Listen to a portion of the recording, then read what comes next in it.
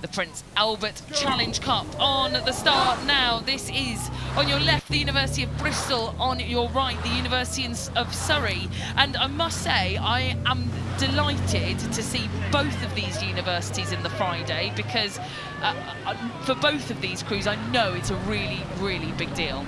Yeah, both really raced well on Wednesday. You know, they both won convincingly on Wednesday.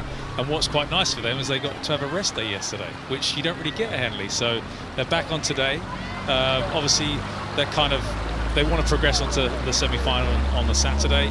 But that kind of rest day is really important. How you maximise that to make sure you're ready to go again, because sometimes when you start racing, you get in a rhythm, don't you, every day? And having that rest day sometimes can kind of upset you a little bit. Yeah, and the conditions change throughout the week, and you just need to keep on top of what's going on, what's changing, what's moving. And like you say, with a day off, and the University of Bristol making the most of the conditions, the water at the moment. Dark horses for this event, the University of Bristol. We've not seen much of them, especially on the university scene. They were one of these unfortunate camps that got struck down with COVID before the Bristol University Championships. They had an outbreak in the squad. They were unable to travel to Nottingham for that event. And so this crew have come a little bit out of the darkness to see where they compare, and they're going up against Surrey, who picked up a silver medal at those British University Championships. I think if you think about how, you know, you've kind of prepared for something and then you can't go and do it, I'm not saying you're going to be angry, but how much fuel that will give you to come to Henley and want to prove that if it had been at Bucks, what they potentially could have done. So they've probably stored all that and they're unleashing it today on the course.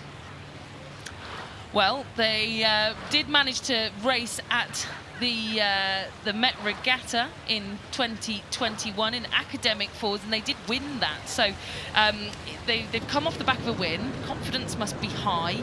And actually, just having a quick look, Simran Gill in the Cox's seat is a member of my old boat club, which is delightful to see in the University of Bristol crew. But I think that's the beauty of it. They come from different locations, they come together at uni, and then you look back at the history of where they started. I think that's also so important. That when they go to university, they're doing really well, but those small clubs that have those athletes, you know, they hold on to them because it's so precious to them. And once again, it's about that individual going back to that rowing club, inspiring the next generation of athletes coming through. Well, Simran Gill will guide Bristol, I think, to a win here. You can see we're going past the stewards' enclosures, filling up now. The Friday's always a very busy day in the enclosures. Plenty of support for them as they move through towards the line ahead of Surrey University, the University of Surrey, who are, as I say, just on the up and up. I know their programme leader, Sam Tuck, will be very pleased that they've made it through to this Friday event, but on the day, just beaten by a much stronger crew. Bristol will see the Saturday ahead of Surrey, and a great race there. Close, within a length and a quarter throughout the whole race to the Prince Albert Challenge Cup.